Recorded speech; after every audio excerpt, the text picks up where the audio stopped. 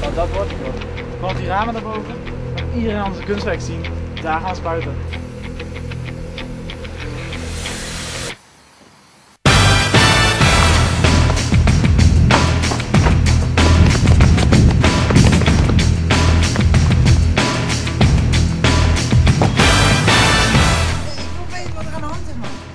Jongen, wat doe je nou? Gewoon naar binnen.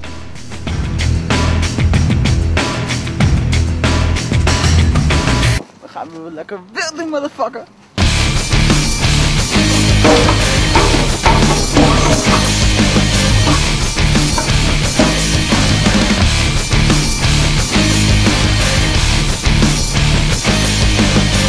Man, we moeten achteraan gaan. Kijk wat er is. Yo, doe normaal man. Wat doe je nou? Nee.